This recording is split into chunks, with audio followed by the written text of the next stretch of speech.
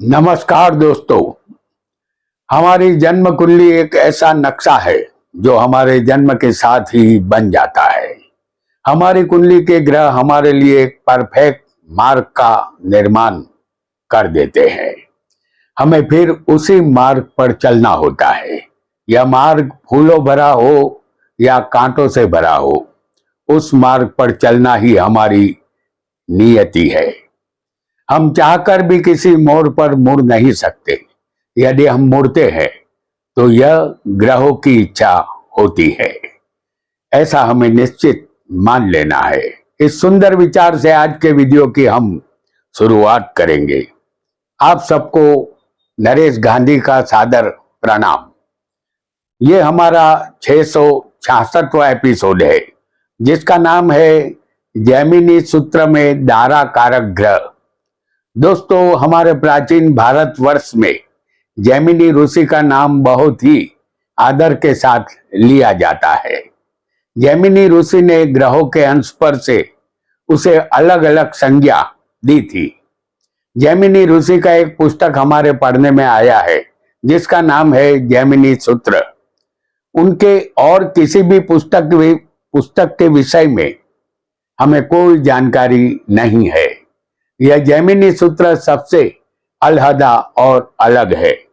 उन्होंने 7 अलग अलग कारक के नाम रखे हैं, जिसमें से एक दारा कारक भी है। जैमिनी सूत्र को आज हम गहराई से जानेंगे।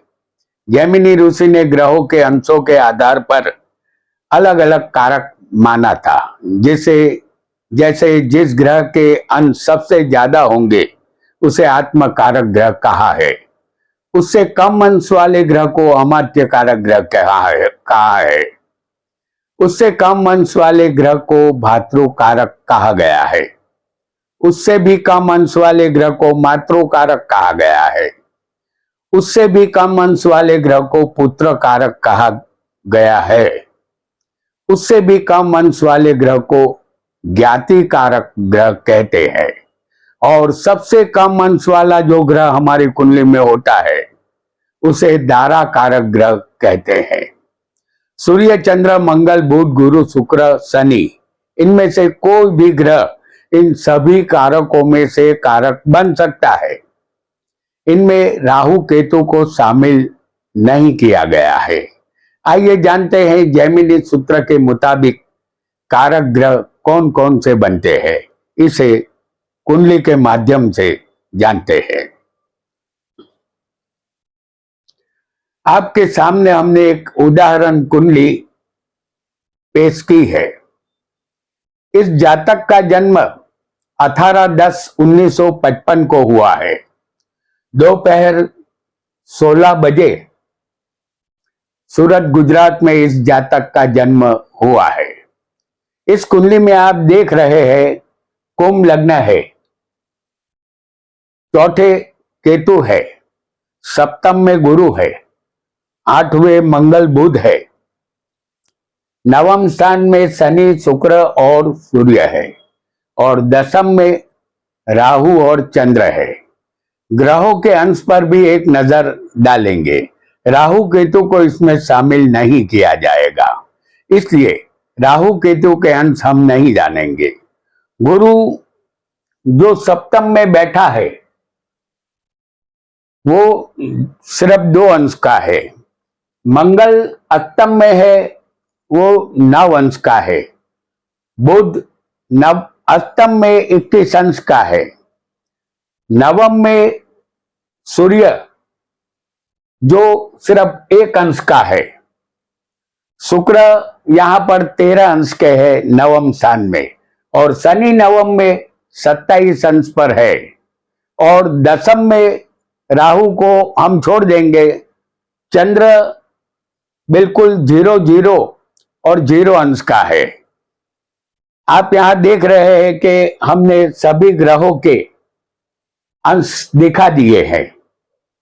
एक बात का आपको ध्यान रखना है, आपकी कुंडली में जब कोई 2 ग्रहों के अंश एक समान हो तो कला विकला का उपयोग करें। यहां देखिए और मानिए कि 27 अंश का शनि यहाँ पर मौजूद है और 5 कला ऊपर है ऐसा समझिए, और कोई दूसरा ग्रह 27 अंश और 3 कला का है, तो शनि का अंश ज्यादा है ऐसा समझना है। तो हम जान चुके हैं कि ग्रहों के अंश के द्वारा हम कारक ग्रहों को कैसे पहचानेंगे। सबसे पहले आत्मकारक ग्रह, जो ग्रह होता है वो हमारे आत्मा का कारक होता है। सूर्य को हमारे शरीर में बैठा आत्मा कहा गया है। जब हमारा शरीर जन्म लेता है तो आत्मा हमारे शरीर में मौजूद होती है। सूर्य वही आत्मा है। जैमिनी ऋषि के मुताबिक हमारी कुंडली में जो ग्रह सबसे ज्यादा अंश का होता है वह आत्मकारक ग्रह होता है। वह हमारे शरीर को चलाता है। इस कुंडली में सबसे ज्यादा 27 अंश का ग्रह शनि है।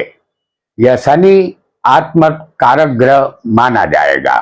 जातक की कुंडली में तुला में शनि उच्च का बैठा है, क्योंकि जातक की आत्मा पर शनि का प्रभाव है। जातक का लग्न भी शनि का है और शनि दुख गरीबी के कारक है।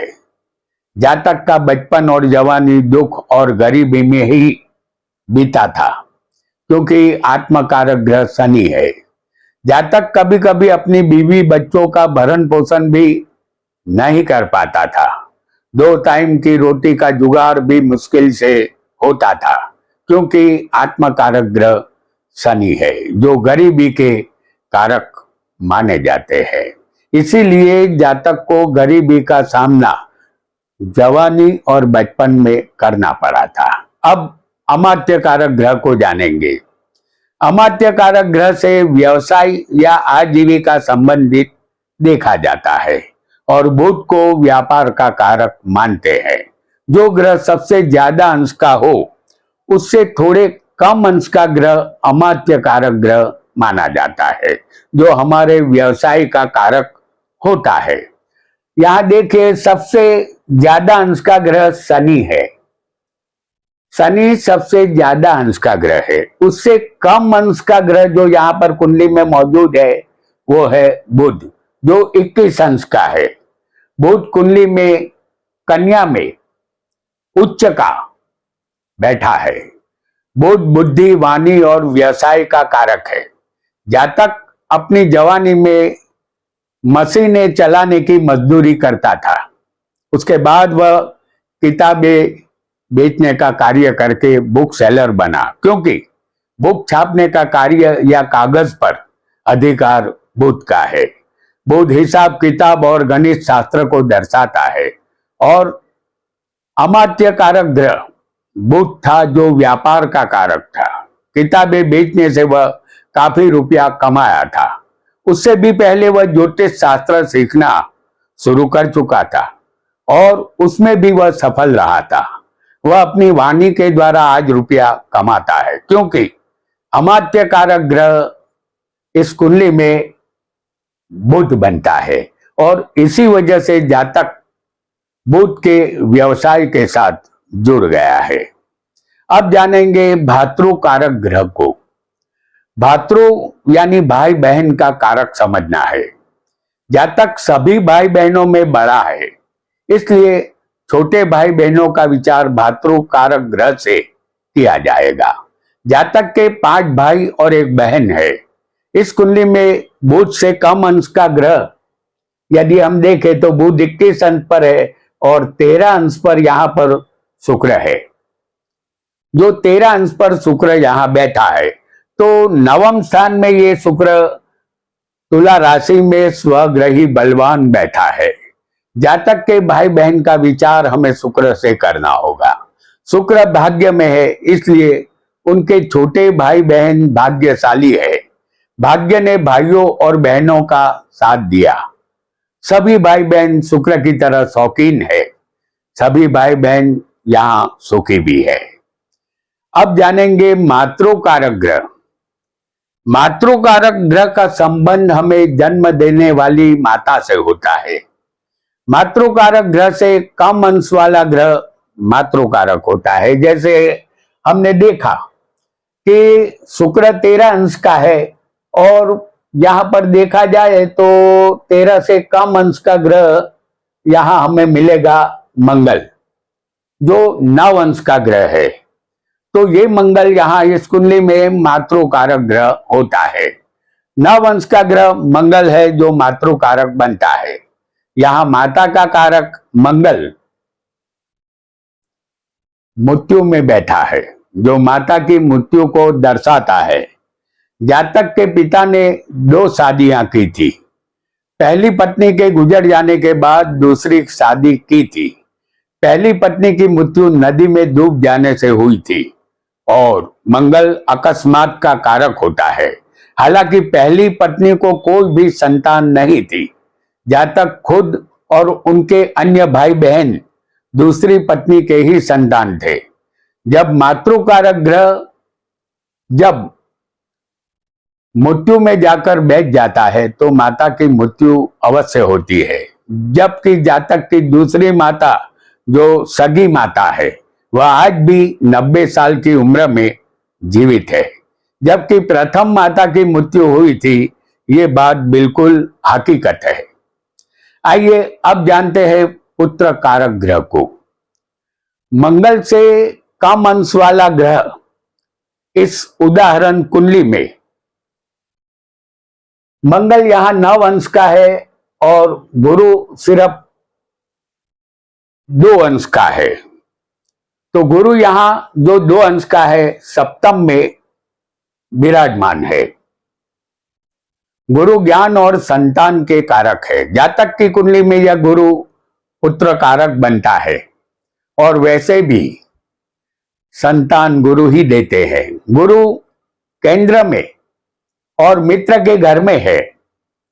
जातक को 3 पुत्र रत्नों की प्राप्ति हुई है, पुत्री एक भी नहीं थी। जातक के तीनों पुत्र गुणवान, ज्ञानी और पराक्रमी है। अपने पुत्रों के कारण जातक सुख का अनुभव करता है, क्योंकि जातक के तीनों पुत्र व्यवसाय से अच्छा धन कमाते हैं। वीडियो को लाइक करें, शेयर करें और हमारे चैनल ज्योतिष का सफर को सब्सक्राइब करें। धन्यवाद। अब जानेंगे ज्ञाति कारक ग्रह को। ज्ञाति कारक ग्रह वो होता है जो गुरु से कम अंश वाला ग्रह होगा। इस कुंडली में गुरु को हम देखते हैं तो वो 2 अंश का है, बराबर। उससे कम अंश वाला ग्रह सूर्य है जो 1 अंश का है, जो ज्ञाति का कारक बनता है।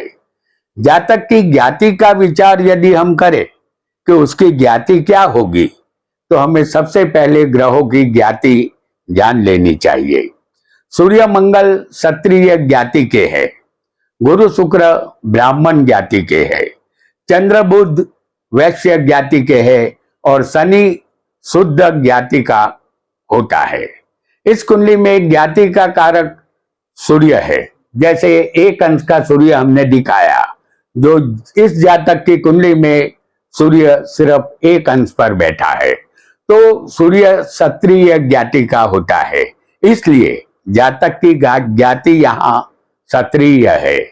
हमारी कुंडली में जो 6ठा स्थान होता है वह स्थान भी ज्ञाति का होता है और इस स्थान से एक्सीडेंट, चोट, लड़ाई झगड़ा, शत्रुता, युद्ध देखा जाता है और उसकी ज्ञाति भी जातक की देखी जाती है। ये सब कार्य यहाँ मंगल का है जो हमने आपको बताया। और क्षत्रियों का काम किसी जमाने में युद्ध करना ही हुआ करता था और जातक की कुंडली में सूर्य क्षत्रिय है और ज्ञाति का कारक भी होता है और 6ठा स्थान ज्ञाति का होता है। यहाँ देखिए कि 6ठे के मालिक चंद्र है जो मंगल की राशि में बैठे हैं और मंगल की राशि भी क्षत्रिय ही होती है, बराबर। चलिए और आगे बढ़ेंगे और अब अंतिम कारक को भी जान लेते हैं। इसे दारा कारक ग्रह कहते हैं। दारा कारक ग्रह यह पत्नी का कारक ग्रह होता है। इस ग्रह से जातक का वैवाहिक जीवन देखा जाता है। जो ग्रह सबसे कम अंश वाला कुंडली में होगा उसे दारा कारक ग्रह कहते हैं।